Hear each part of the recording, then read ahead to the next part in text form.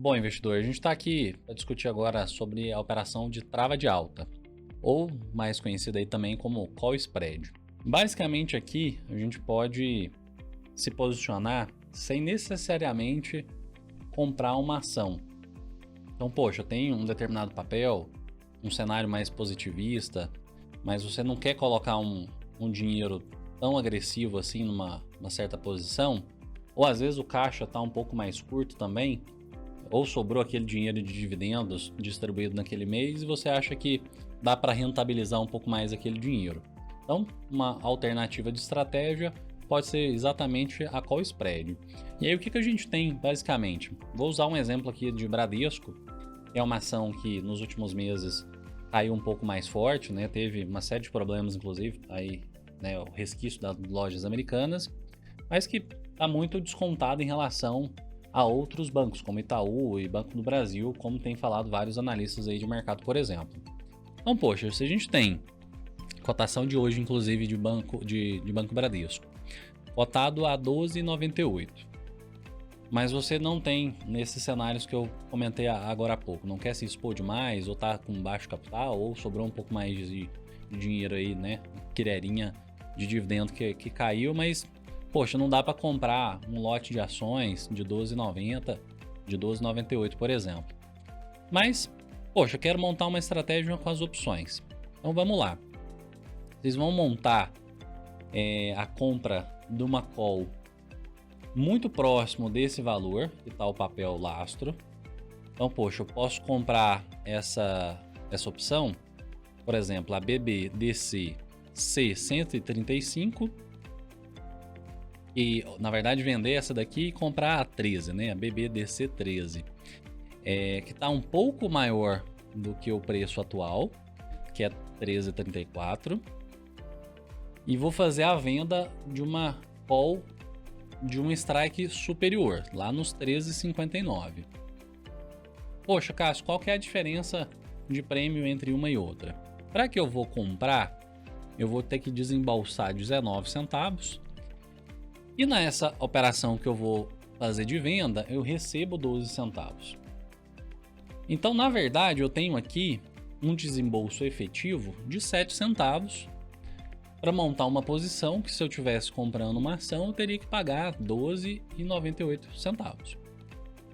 Então dá uma diferença muito grande. Só para vocês terem ideia, esses 7 centavos representa para o preço da ação 0,54%. Então é uma exposição quase que ínfima, na verdade. Poxa, mas a diferença de preço de 13,34 para 13,59, por exemplo, ela é de 25 centavos. Esse é o potencial máximo que a sua operação pode atingir. Se você acredita que Bradesco vai subir aí até o dia 17 de março, por exemplo, né, que é o vencimento das opções, que é daqui a 15 dias, esse é o máximo de recurso financeiro que você pode ter de volta após montar essa estratégia. Poxa, então eu vou gastar 7 para tentar alcançar 25 de retorno. Exatamente isso. Então a diferença é 18 centavos. Se isso acontecer de maneira efetiva, você tem aí 257% de retorno sobre o seu capital.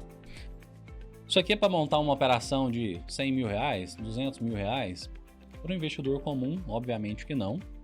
Daqui às vezes vai colocar 500 reais, mil reais, 2 mil reais, dependendo aí, inclusive, do porte financeiro que você tenha para sua carteira. É algo em torno de 1, 2% no máximo do seu PL, e uma estratégia para ser desenvolvida num papel que você acredite e tenha de fato um potencial grande de acontecer. Porque, poxa, a gente tem 15 dias do vencimento, não faria sentido gastar dinheiro com esse tipo de prêmio, de estratégia, se você acredita que um papel vai andar de lado ou está com um cenário bem negativista. Então você vai gastar dinheiro à toa e não vai conseguir recuperar essa grana. E poxa, e se não acontecer exatamente o movimento que eu imaginava que tinha potencial?